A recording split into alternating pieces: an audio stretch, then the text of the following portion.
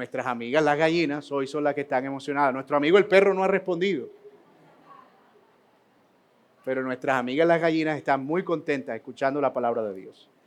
Tienen el texto, hermano, Mateo capítulo 5, versos 43 al verso 48. Esto es la palabra de Dios, hermanos. Ustedes han oído que se dijo, amarás a tu prójimo y odiarás a tu enemigo. Pero yo les digo, amen a sus enemigos y oren por los que los persiguen, para que ustedes sean hijos de su Padre que está en los cielos. Porque Él hace salir su sol sobre malos y buenos, y llover sobre justos e injustos. Porque si ustedes aman a los que los aman, ¿qué recompensa tienen? ¿No hacen también lo mismo los recaudadores de impuestos? Y si saludan solamente a sus hermanos, ¿qué hacen más que otros? ¿No hacen también lo mismo los gentiles? Por tanto, sean ustedes perfectos como su Padre Celestial es perfecto. Esto es la palabra de Dios, mis hermanos. El domingo pasado dimos inicio a este bloque que hemos denominado el clímax del Sermón del Monte. Es la parte de todas estas enseñanzas que quizá encontramos en el ranking como la más popular, la enseñanza más significativa, tal vez el distintivo más conocido de esta magistral disertación del Señor Jesucristo. No paguen a nadie mal por mal y amen a sus enemigos. A lo largo de varios contrastes, el sermón se ha movido en la dirección de mostrarnos que si definitivamente somos del reino, si somos bienaventurados, debemos exhibir una justicia que es superior a la de los escribas y los fariseos. Que no debemos buscar el mal del prójimo, que ni siquiera debemos tener la intención en nuestro corazón de dañar al otro, ni en nuestros pensamientos, ni en nuestras palabras. Que debemos proteger la forma más elemental de lealtad, el matrimonio, cuidando nuestros ojos de la lujuria, pero también manteniéndonos lo más distantes posibles del divorcio por causas ilegítimas. Vimos además que los ciudadanos del reino deben dar honor a sus palabras y no deben deshonrar sus compromisos, porque es el fundamento de una sociedad que funciona bien, pero sobre todo de un carácter que refleja la fidelidad y la integridad del Señor. Y finalmente, en estas últimas semanas, vimos cómo el llamado a los hijos del reino es no devolver mal por mal, sino ver las acciones contra el prójimo o en relación al prójimo como oportunidades para mostrar el bien. Y en este pasaje que hoy abordaremos, vemos que responder a las ofensas no es algo pasivo, no es algo simplemente a lo que reaccionamos, sino que debe ser algo a lo que nos inclinamos positivamente. Eso quiere decir que no vamos a esperar a que nos hagan algo para saber qué vamos a hacer cuando nos ofendan, sino que vamos a actuar. Que no vamos a esperar a que tomen nuestras pertenencias, como veíamos el domingo pasado, para saber qué hacer, sino que vamos a actuar positivamente. Que no vamos a esperar a que nos impongan su autoridad para obligarnos a ir una milla, sino que vamos a actuar positivamente, amando a aquellos que nos ponen estas cargas. Vamos a amarlos y vamos a amarlos de verdad. Porque nuestro Padre que está en los cielos puede amar. Por eso nosotros también podemos mostrar esa clase de amor. Esto es, como decíamos en el sermón pasado, la más elevada forma de vivir. Después de todo, ser discípulos de Cristo no puede significar otra cosa que imitar a Cristo.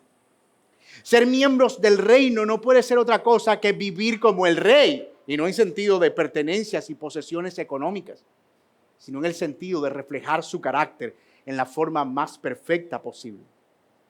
Y este llamado del Señor en este pasaje es quizá a la cosa por la que más se conoce al cristianismo. incluso los que no están familiarizados con la fe cristiana, reconocen que si hay algo que el cristianismo hace, o por lo que el cristianismo es conocido, es por su irrestricto compromiso de no devolver mal por mal y por la inexplicable convicción de amar incluso a sus enemigos. Esos dos elementos que hemos abordado en este bloque son distintivos y claros de lo que es ser cristiano. No ni siquiera tolerar, no, amar a aquellos que le hacen daño.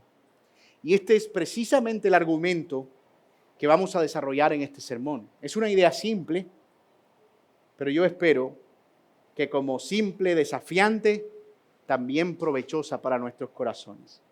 La justicia de los hijos del reino está caracterizada por el amor a sus enemigos, porque esto los hace semejantes a Dios. La justicia de los hijos del reino está caracterizada por el amor a sus enemigos, porque esto los hace semejantes a Dios.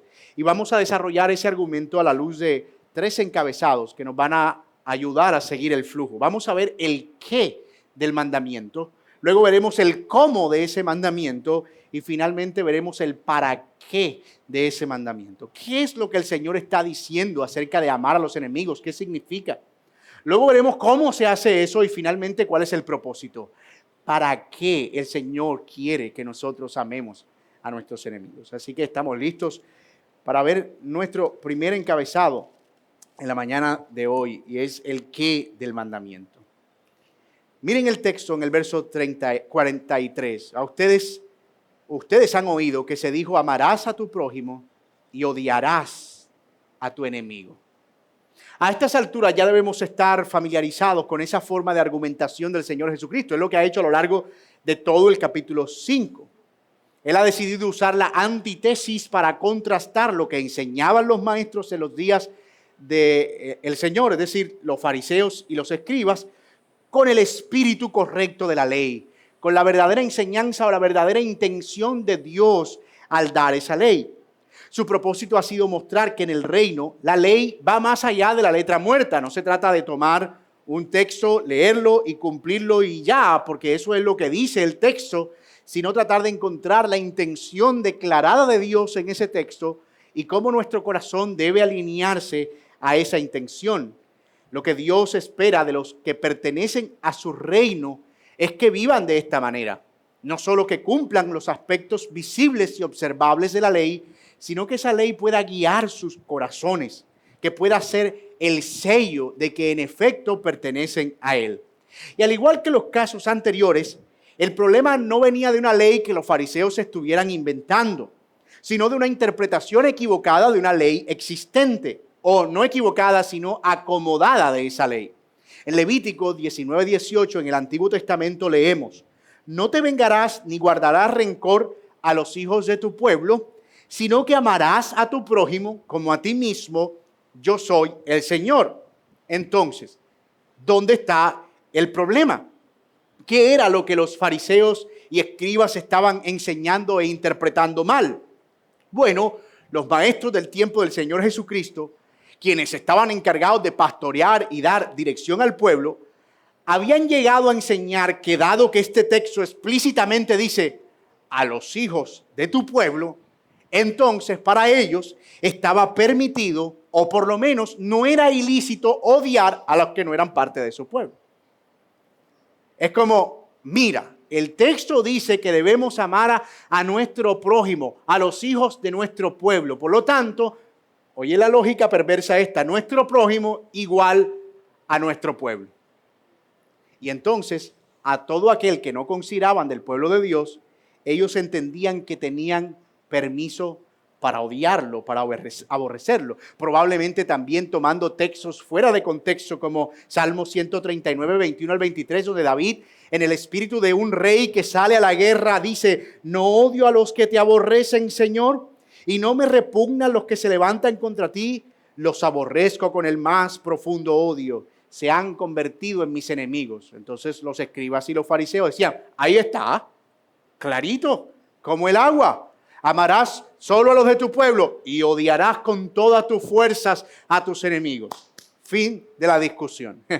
Bueno, todo parece indicar que ellos estaban tomando un poquito de este pasaje, otro poquito de este pasaje, metiéndolo no en una licuadora porque no existía, pero sí en una batidora manual, agitando fuertemente hasta sacar espuma, y ahí tenían su fórmula para odiar a todos aquellos que no fueran parte del pueblo de Dios. Ellos ignoraban voluntariamente los múltiples textos en la Biblia donde el Señor manda a tener misericordia del extranjero, porque ellos mismos también fueron extranjeros en la tierra de Egipto. Pero ellos pensaban que ese era un sentimiento, que funcionaba solo para cierto grupo de personas, que el amar solo funcionaba para cierto grupo de personas, que se podía ser un odiador de no judíos y no ser odiador, que se podía tener rencor contra los gentiles, pero aún así no ser alguien que guarda rencor. Ellos habían delimitado el campo de acción del amor para decir solo podemos amar a aquellos que se han circuncidado o que son del pueblo de Dios. El debate incluso en los días de Cristo se había trasladado a la arena no tanto del amor al prójimo, que era el espíritu del mandamiento, amen al prójimo, sino a la discusión de ¿y quién es el prójimo? Esa era la pregunta que surgía. Según tú, ¿quién es el prójimo? De hecho, si tú en ese tiempo eras alguien, Darwin, yo sé que te prometí no salir del manuscrito para facilitar tu traducción, pero lo siento, perdóname. ¿Quiénes eran? ¿Qué era lo que ellos estaban haciendo en ese momento con respecto a la discusión? Si tú en ese tiempo te ponías a discutir con un judío y tú le decías con el entendimiento que tienes del evangelio, suponte que viajas en el tiempo y tú dices, ay mira, es que yo te veo que tienes tanto rencor en el corazón, no deberías guardar tanto odio, porque la Biblia dice que debemos amar al prójimo. Ellos te iban a responder algo como esto, sí, y según tú, ¿quién es el prójimo? Esa iba a ser su respuesta. De hecho, no sé si ustedes lo recuerdan, pero el Señor Jesucristo tuvo una conversación con un joven rico que el Señor le pregunta al Señor, Señor, ¿qué debo hacer para ser salvo? Y el Señor usa justamente ese texto. Y Él le dice, amarás a Dios con toda tu alma, con todo tu corazón y con toda tu fuerza hacia tu prójimo como a ti mismo. ¿Y cuál es la respuesta de aquel joven? Ah, Señor, ¿y quién es mi prójimo? Porque yo bien hago a todos los de mi pueblo. Y el Señor entonces le narra aquella conocida parábola del buen samaritano, donde le muestra que un prójimo podía ser incluso su peor enemigo, un samaritano. Así que, con esa modificación de la ley, ellos habían añadido parágrafos sobre los parágrafos. Recuerden ustedes que los fariseos y los escribas no estaban solo conformes con las leyes que Dios había dado en el Antiguo Testamento, sino que habían creado un sistema de ampliación de esas leyes que lo que hacía era legislar, hacer una normativa de la ley. Y entonces ellos lo que estaban discutiendo era si un judío es publicano. Un judío publicano era un oficio romano de cobrar impuestos a unas altas tasas. ¿Se puede considerar prójimo? Entonces ellos decían, es del pueblo de Dios porque es judío, como Zaqueo, pero sirve al imperio que nos oprime, por lo tanto no vive como del pueblo de Dios, así que sí, podemos odiar a un publicano. Si el judío era prosélito como Cornelio, es decir, alguien gentil que se había convertido al judaísmo por medio de la circuncisión, ¿se podía odiar? Posiblemente está circuncidado, pero podemos dejarlo en 50-50, en observación. Depende de cómo se comporta. Si guarda todas las leyes judías, entonces podemos amarlo, pero si se descacha en una, entonces tenemos permiso para odiar al prosélito, porque técnicamente no es del pueblo de Dios. Estaban pensando tanto en quién odiar lícitamente que se habían olvidado de lo más importante y del espíritu del mandamiento, amar. Estaban pensando en a quién podemos odiar en lugar de a quién debemos amar. por una razón humana, obvia, y es que por causa de nuestro pecado es mucho más difícil odiar que amar. Perdón, mucho más fácil odiar que amar. Tranquila que yo estoy calculando todos los movimientos de la sala para ver el nivel de atención. Efectivamente, para nuestro pecado es mucho más fácil odiar, mantenernos solos, guardar distancia, no sacrificarnos por nadie. Y aquí quiero detenerme un poco porque este es el centro de la enseñanza de Jesús. ¿Qué significa realmente amar al prójimo? Porque la palabra aquí para amor no es como de un amor que nace por la familia. Es decir, cuando tú amas a los hijos, los amas por un vínculo natural. No es un amor inherente a una relación ya establecida, sino todo lo contrario. Uno toma una iniciativa, una decisión. Un amor que es intencional, inclinado, que se produce como la decisión de hacer bien a quienes a nuestros ojos merecen el mal. Es esa clase de amor de la que el Señor está hablando aquí. Debemos reconocer, hermanos, con profunda tristeza, que aunque todos sabemos que ser cristiano se trata principalmente de amar, a pocos nos importa realmente poner ese amor en práctica. No estamos muy lejos de estos fariseos y escribas. No estamos muy lejos de su parcialidad y alteración del mandato del Señor. Nos resulta muy fácil amar a aquellos que nos son afines, es decir, que nos representan cierta afinidad. ¿Y qué de los que nos parecen difíciles? ¿Y qué de los que no pueden devolver el favor? Y no me refiero a los que están fuera del pueblo de Dios, sino incluso dentro del pueblo de Dios. Creamos zonas de amor dentro de la iglesia, de acuerdo con nuestro grupo de afinidad. Y entonces mostramos amor de una manera o de otra, dependiendo de con quién me esté relacionando. Si a esta persona le hago algo y tiene la capacidad de devolverme ese algo en una manera duplicada, pues lo amo más. Como una especie de amor interesado. Pero Él está diciendo, amen incluso a aquellos que en el mero ejercicio de observación no parecen tan fáciles de amar. Mis hermanos amados, que Dios nos ayude a ver nuestra hipocresía y a ver los selectivos que somos muchas veces con quienes servimos y a quienes amamos. Eso es hipocresía.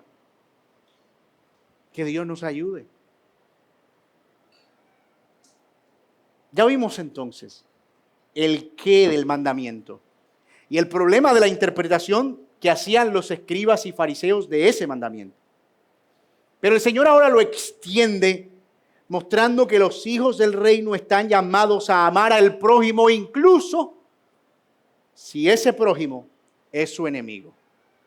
¿Cómo? Bueno, eso nos lleva de la mano a nuestro segundo encabezado, el cómo del mandamiento. El cómo.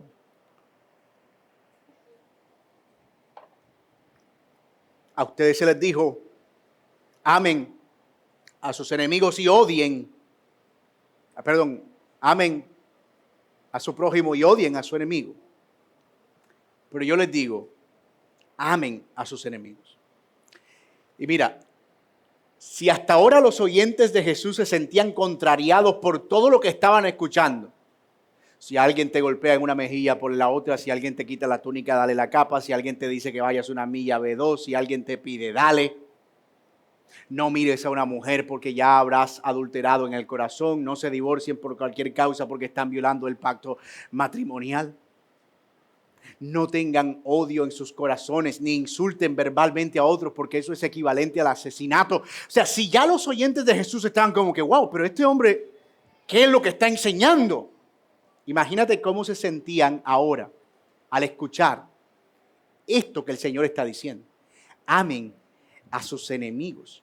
Y no hay ambigüedad allí. Amar a los enemigos no es otra cosa que hacer por ellos lo mismo que harías por alguien que consideras del pueblo de Dios e incluso tu hermano.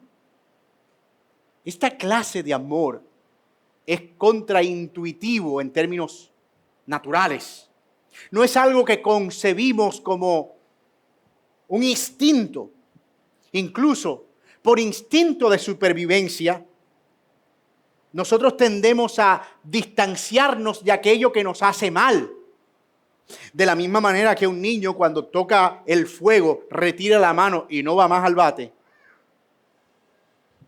De ese mismo modo, nuestro instinto nos dice que si alguien te está haciendo daño, tú deberías retirarte, porque te hace daño.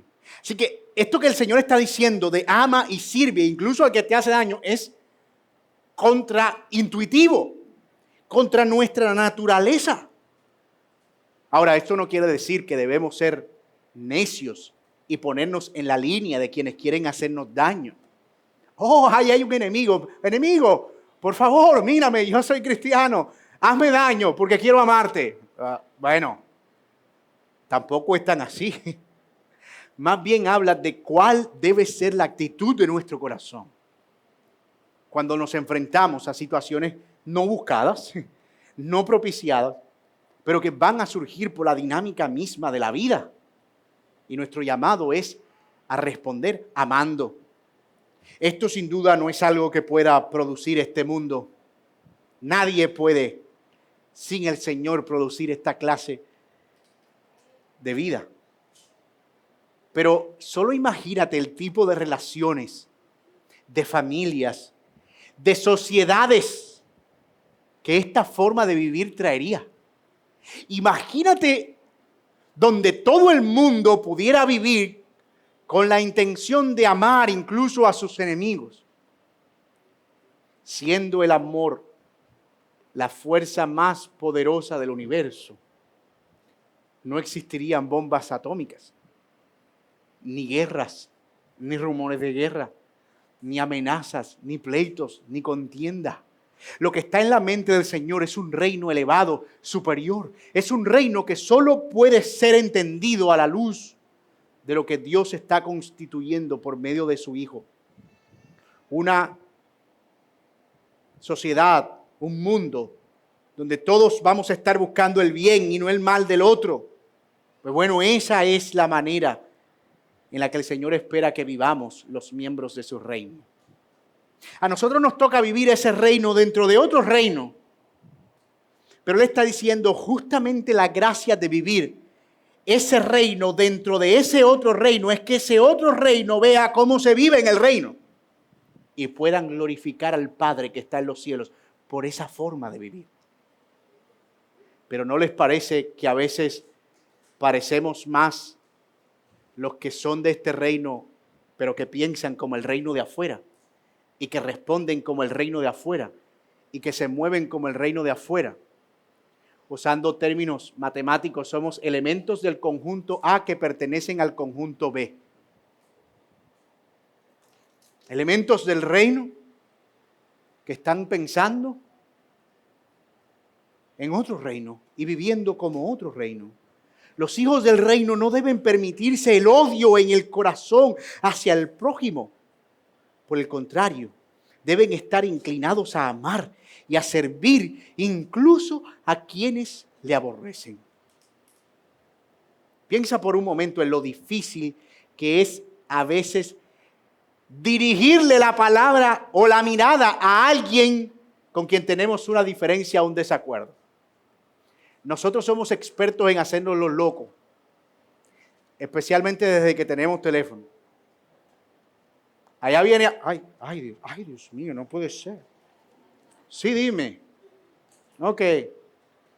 Bueno, no lo vi. En mi defensa no lo vi. El famoso cambio de acera, ¿cierto? Fulano viene por aquí y llamamos al amigo invisible. Imagínate lo difícil a veces que es, incluso con personas, yo dándole ideas aquí a la gente. Mira tú.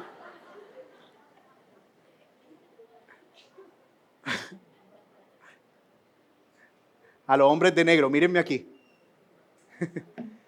No oyeron eso. Pero es solo para ilustrar lo difícil que a veces es relacionarnos con personas con las que tenemos una ligera diferencia. Ahora imagínate lo que es hacer algo bueno por alguien que te ha dañado. En Proverbios leemos, Proverbios 25:21. Si tu enemigo tiene hambre, dale de comer.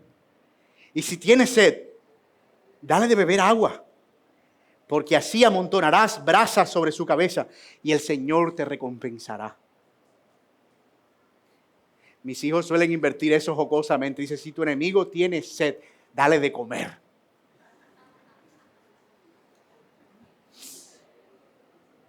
Por lo difícil que es tragar sin saliva. Pero dice, dale de beber, comer pan. Si tiene sed, dale de beber agua. Es si tu enemigo está ahí, no es ni siquiera, no te cambies de acera, no es ni siquiera, no busques pretextos para no relacionarte, es busca una oportunidad para hacerle el bien. Pablo complementa esa idea en Romanos cuando dice, nunca paguen a nadie mal por mal. Y él aquí está uniendo los dos textos del Señor Jesucristo del final del capítulo 5. No paguen a nadie mal por mal.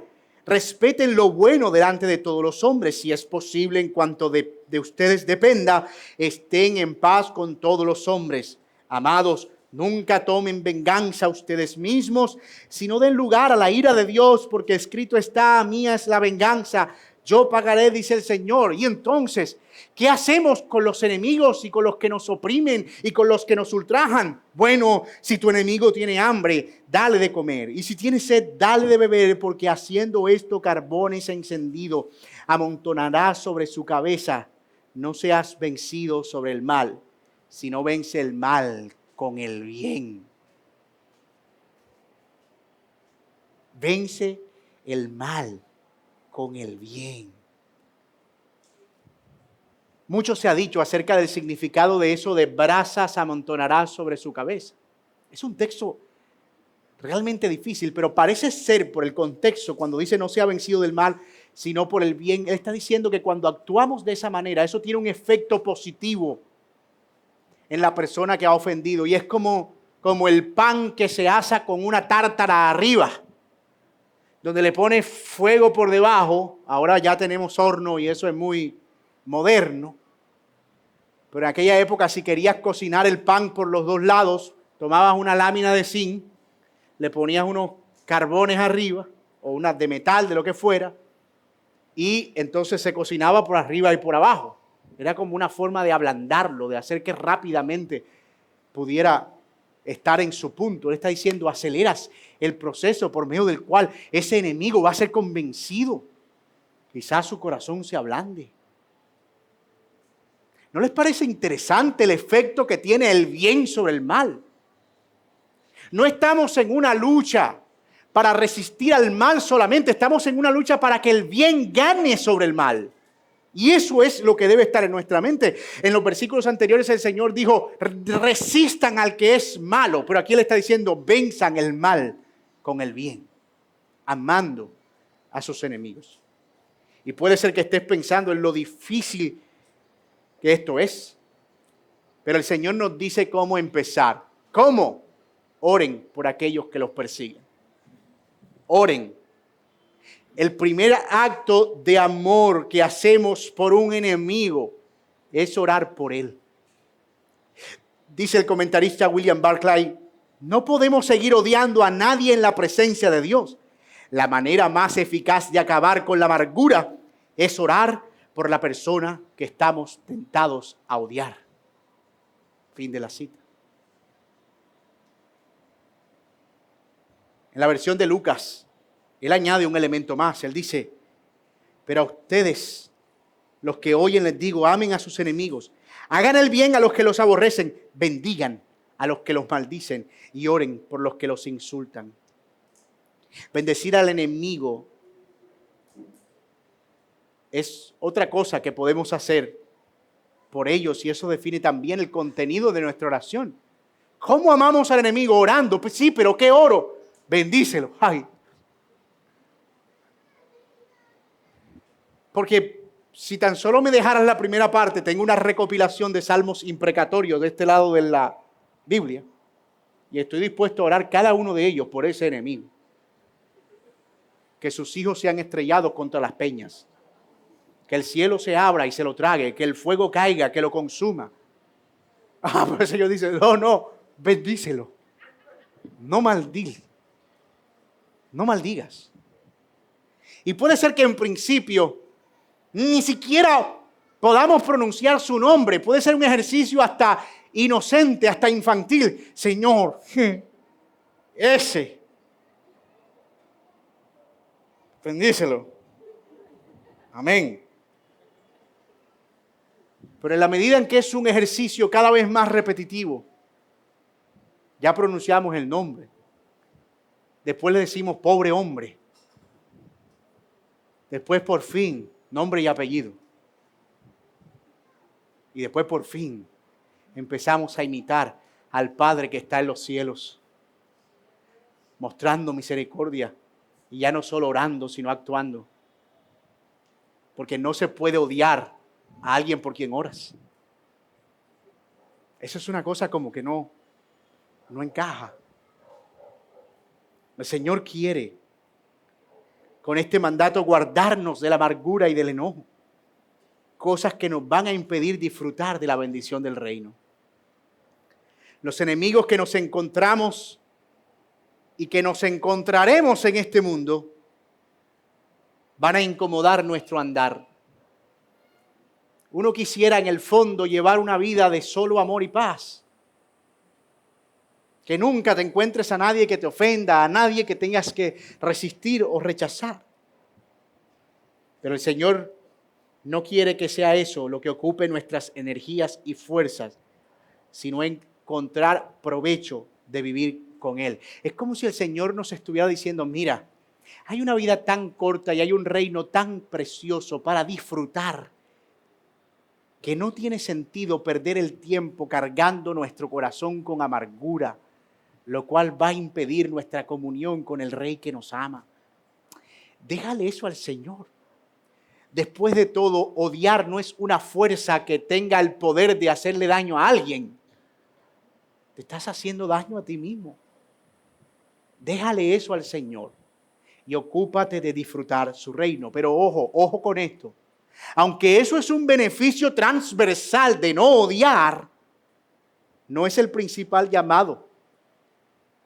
No es la principal razón por la que no odiamos a los enemigos. No porque no nos resulte terapéutico. Esto es algo que te podría decir alguien en una terapia psiquiátrica. Respira profundo, menciona el nombre de esa persona, ahora bótalo, no puedes odiar, repite conmigo, vive en paz, no te preocupes, que todo te resbale, camina entre las nubes. No estamos hablando de un beneficio terapéutico. No es no odiar a los enemigos para nosotros sentirnos mejor y publicar estados en redes sociales de estoy bendecido, prosperado, nada me altera, todo me resbala.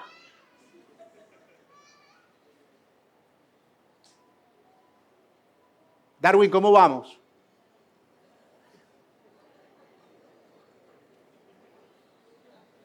Somos llamados amar a nuestros enemigos, escuche bien, por una razón superior, y es que eso nos hace semejantes al Padre que está en los cielos. Eso es maravilloso. Eso es precioso, porque es una motivación correcta para nosotros amar a nuestros enemigos. Es dejar de ver al enemigo y dejarme de ver a mí. Es dejar de ver lo mucho que me estorba y lo bien que necesito sentirme para empezar a mirar a otro lado, para empezar a mirar a Dios. Porque ni se trata del enemigo, ni se trata de nosotros, ni se trata de quien nos hace daño, ni siquiera se trata de cómo nos sentimos. Se trata del Señor. Y eso nos lleva a nuestro tercer y último encabezado, el para qué del mandamiento. Y ya hemos visto el qué, cómo los fariseos lo habían tergiversado, ya vimos el cómo. Amar a nuestros enemigos y lo que eso implica. Pero ahora vamos a ver el propósito, el para qué. Ya vimos que no es para nuestro beneficio personal, ni tampoco una terapia para el alma. Nuestro texto dice en el capítulo 5, en el verso 45. Me encantan estos textos que se predican solos. Porque uno no tiene que estar haciendo mucho trabajo para exégesis. Dice el texto, para que ustedes sean hijos de su Padre que está en los cielos. ¿Cuál es el propósito? Para que sean hijos, es decir, para que ustedes muestren que se parecen a su Padre que está en los cielos. Al principio de este sermón dijimos que nada es tan cristiano como amar a nuestros enemigos. Y la razón es que eso es justamente lo que Dios hace.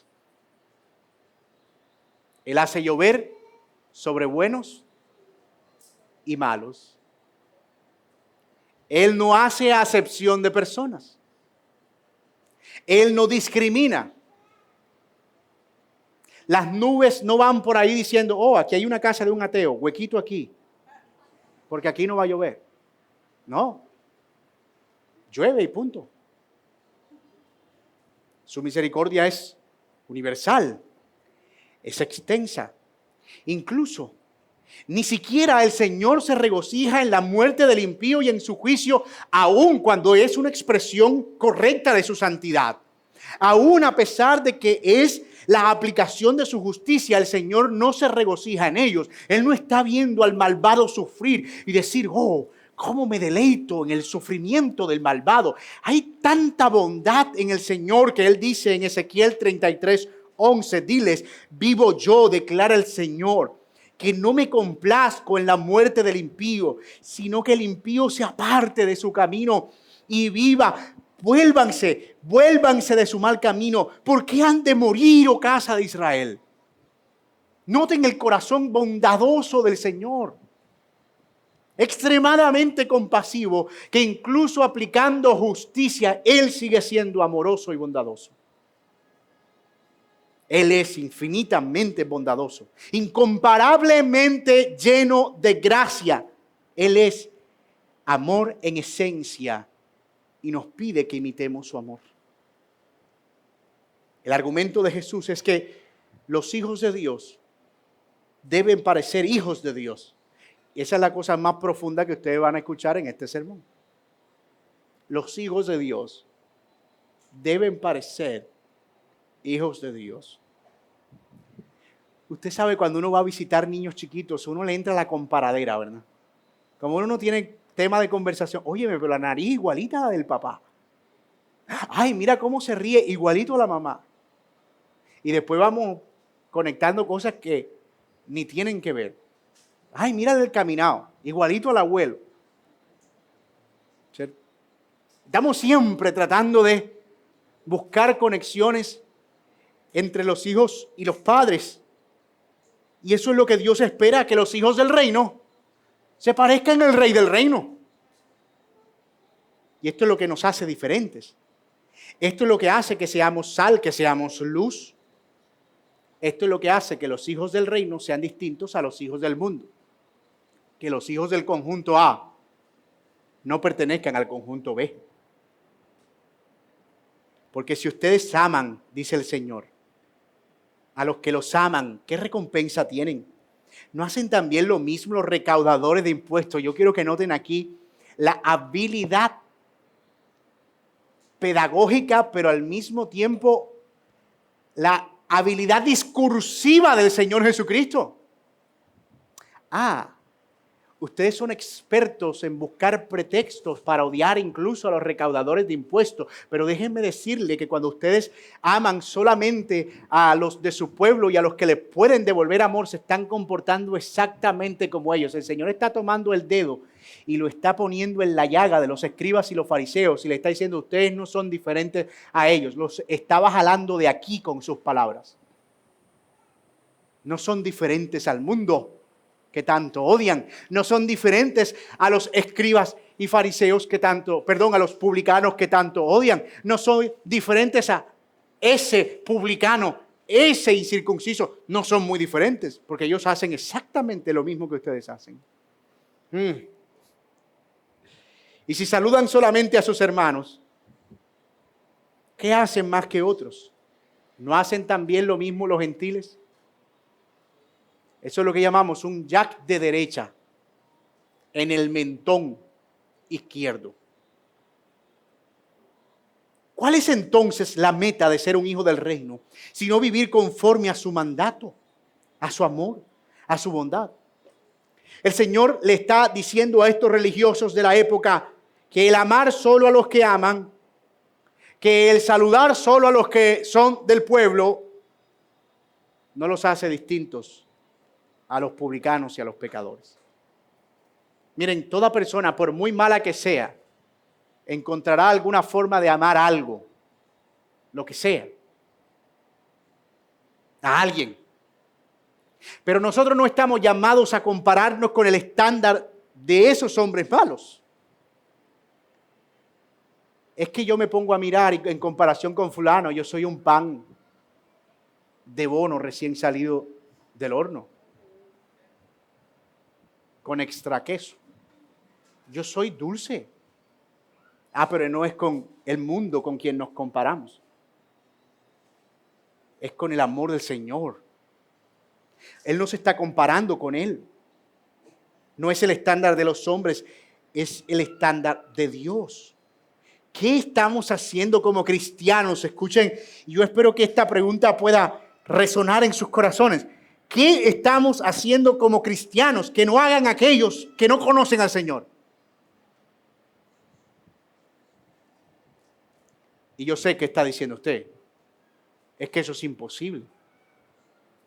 Usted no sabe lo duro que es eso. ¿Acaso nos estás pidiendo que seamos perfectos? Sí. Justamente eso es lo que el Señor añade. Sean perfectos, como mi Padre que está en los cielos es perfecto. Y aquí ya algunos de la audiencia del Señor Jesucristo estaban parándose. O sea, todo esto que te oímos, bien, pero nos estás pidiendo que seamos perfectos. Esa es una declaración que ha dado lugar a mucho debate. ¿Es posible que el Señor esté diciendo que debemos ser perfectos sin ningún tipo de pecado? ¿Qué haríamos con Primera de Juan, que dice, si alguno dice que es sin pecado, hace a Dios mentiroso y la verdad no está en él? Puede ser que el Señor se esté refiriendo a la perfección en un sentido moral, es poco probable, aunque posible. Y de hecho, es quizá lo que está en la mente del Señor como el fin último, que seamos absolutamente perfectos y sin pecado. Pero esto parece estar más relacionado con todo lo que Él ha estado desarrollando en el contexto. El paralelo que hay entre el Sermón del Monte y el Antiguo Testamento, que no podemos olvidarlo. Y lo que el Señor le está pidiendo a su pueblo que sea. No tenemos, lamentablemente, el espacio para ahondar en todas las implicaciones semánticas de la palabra perfecto. Pero la idea parece estar alrededor de ser alguien que es completo, ojo, conforme al propósito por el cual fue creado. La palabra griega empleada aquí es una palabra que se nos es familiar por lo que el Señor dice en la cruz en el momento de morir, tetelestai. Consumado es, la obra está completa. La raíz de esa palabra es teleios en griego. Y el comentarista William Barclay dice lo siguiente. La palabra griega para perfectos, estoy citando, es teleios. Esta palabra se usa a menudo en griego en un sentido muy especial. No tiene nada que ver con lo que podríamos llamar perfección abstracta o metafísica. Una víctima que es apta para el sacrificio a Dios, que no tiene defecto, es teleios. Un hombre que ha alcanzado su plena estatura es teleios, es decir, ya no crece más, en contraposición a un chico que está creciendo. Un estudiante que ha alcanzado un conocimiento maduro de su asignatura es teleios, en oposición a otro que no ha hecho más que empezar y que todavía no ha captado las ideas suficientes. Por decirlo de otro modo, la idea griega de la perfección es funcional. Una cosa es perfecta si cumple plenamente el propósito para el que fue pensada, diseñada y hecha. Fin de la cita. Ahora, si conectamos esta idea con todo lo que el Señor ha dicho en todo este sermón hasta ahora, con la conexión que este sermón tiene con el sermón del Sinaí, que es una especie de recreación perfecta, no de Moisés siendo mediador, sino de Dios mismo dando sus palabras sobre el reino. Entonces, podemos decir que el propósito de vivir con este estándar de justicia es imitar a Dios y que quienes vean esa forma de vivir le glorifiquen. O sea, la meta de ser hijos del reino es vivir de acuerdo al estándar de justicia que Él ha establecido, para que cuando las personas vean ese estándar de justicia glorifiquen su nombre. Pudiéramos decir que ese es el propósito último de la vida en el reino, según lo que hemos estado viendo a lo largo del Sermón del Monte. Y eso es equivalente a decir que lo que el Señor espera es que seamos santos como Él es santo. En el Antiguo Testamento, en Deuteronomio 18:13, Él dice, sean perfectos delante del Señor, su Dios. Y esto en el contexto de recordar las leyes que Moisés les estaba dando en Deuteronomio. Está diciendo, sean perfectos cuando vayan a vivir en la tierra, cumplan su propósito en esa tierra. Sean santos para que las demás naciones, al ver cómo están viviendo ustedes, glorifiquen a Dios por cómo viven ustedes. El Señor no estaba esperando que el pueblo jamás cometiera una falla moral. Si no, no les hubiera dicho qué camino tomar cuando pecaran, que se arrepintieran. Él no está esperando, sean perfectos en el sentido de no cometan ninguna falta, sino que fueran santos, que su manera de vivir reflejara el propósito de su existencia como una nación. Y como señalan también otros comentaristas, esta manera de hablar no es sino otra forma de referirse a la santidad del creyente. Dice Levítico, yo soy el Señor su Dios, por tanto, conságrense y sean santos, porque yo soy santo. Levítico 11:44. Levítico 19:2. Habla a toda la congregación de los hijos de Israel y diles, serán santos porque yo, el Señor su Dios, soy santo. Una y otra vez el Señor está diciendo, su estándar de vida es ser santos porque así me imitarán a mí que soy santo. ¿Le suenan estas palabras a las mismas que vemos en el Sermón del Monte? ¿Pueden ver la gran implicación de este llamado, hermanos? La vida del reino es el llamado a una vida de santidad. Vivir en el reino es vivir siendo santos. La justicia superior a la de los escribas y fariseos es eso, es ser santos en toda la manera de vivir. Y eso es lo que Dios espera que seamos. No solo observando reglas externas, sino incluso en las intenciones de nuestro corazón. Y no es difícil de ver que si hay algo de lo que carece el cristianismo contemporáneo, es de un pobre compromiso con la santidad. Parece que somos o no somos conscientes de lo que representamos, de que hemos sido llamados a vivir en santidad, porque Dios, quien nos llamó, es santo. Nos conformamos con ser un poquito más buenos que el mundo, cuando el estándar no es el mundo, sino la santidad misma de Dios. Mis hermanos amados, yo no sé si han dimensionado la clase de vida a la que estamos siendo llamados. Todo esto que hemos dicho hasta ahora, no solo la enseñanza sobre el amor a los enemigos, todo lo que el Señor ha declarado en el Sermón del Monte hasta ahora, bienaventurados y justicia superior a la de los escribas y fariseos, no es otra cosa que un llamado a ser santos.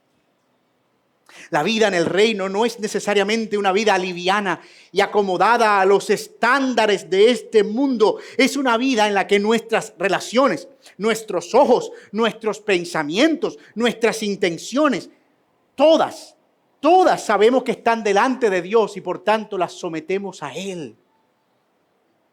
Oh, pero hoy tú hablas de santidad y te gritan de la grada, legalista. Eso es legalismo. No, mi hermano. No es posible que renunciemos a la santidad tan fácil. Examinemos cómo estamos viviendo. ¿Somos acaso una versión mejorada de este mundo? ¿Una versión un poquito maquillada de esta cultura? ¿O realmente estamos reflejando la santidad de Dios en toda nuestra manera de vivir?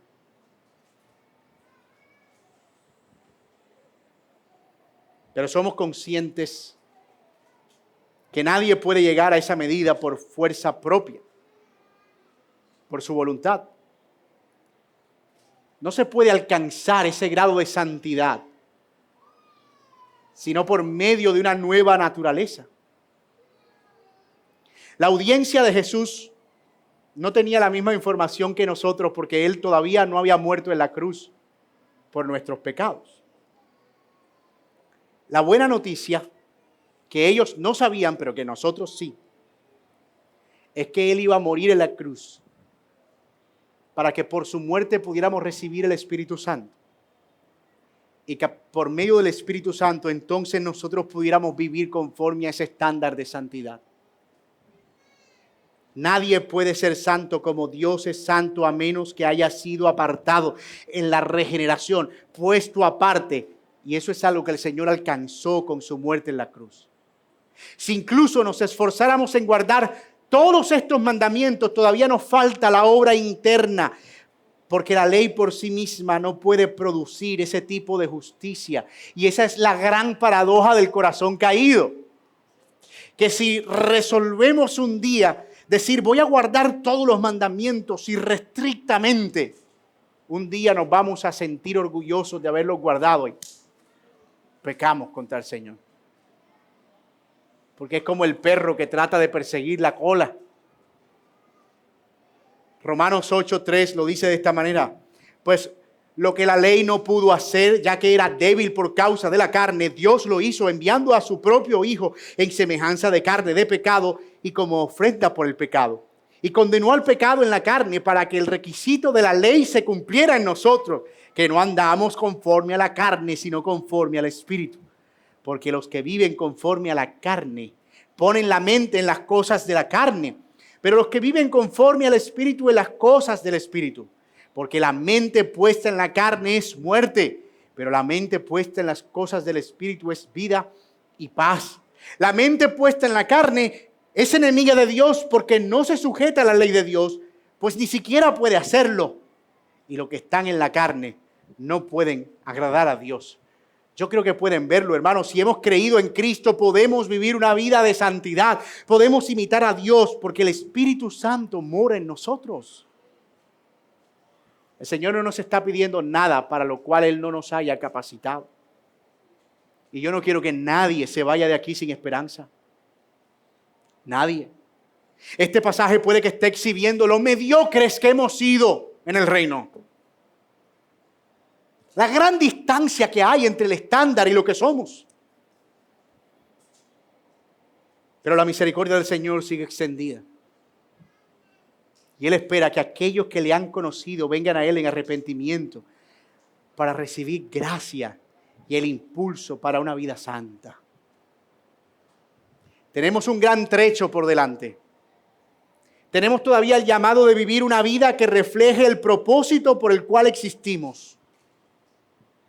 Así que ánimo en Cristo, mis amados hermanos. Que toda esta contrición que nos produce sentirnos tan lejos no sea más que el impulso para acercarnos genuinamente. Y el Señor ha asegurado que en Él encontraremos socorro. Que así sea. Oremos. Padre, gracias. Gracias. Porque tu palabra es una exhortación permanente acerca de examinar nuestra manera de vivir. Y esto de ver el amor a nuestros enemigos es solo una parte de lo que significa vivir con un estándar tan alto, una justicia superior a la de los escribas y fariseos. Nosotros no tenemos en nosotros mismos esa capacidad. Y es por eso que pedimos, que suplicamos y que rogamos tu ayuda por tu infinita misericordia. Oh, fortalécenos, Señor, y ayúdanos a rendir nuestras vidas a ti, sabiendo que nuestra meta no es compararnos con este mundo, sino compararnos contigo. Amar a los enemigos se ve tan distante. No devolver mal por mal se ve tan difícil. Honrar nuestros compromisos y nuestra palabra tan desafiante. Cuidar de nuestros matrimonios y ser leales y fieles se ve tan, pero tan alto. Amar, Señor, desear bien a los que nos hacen mal, se ve tan diferente a como estamos acostumbrados a vivir. Pero esa es justamente la vida a la que nos llamas. Y a la que nos llamas dándonos toda la ayuda del Espíritu. Gracias por Jesucristo nuestro Señor y por el Espíritu Santo que nos ayuda a ser santos como tú eres santo. Purifica nuestras vidas y trae un despertar de un entendimiento correcto de esta necesidad de nuestros corazones. Necesitamos ser santos como tú eres santo en toda nuestra manera de vivir. Gracias, Señor. En Cristo Jesús oramos. Amén. Y amén.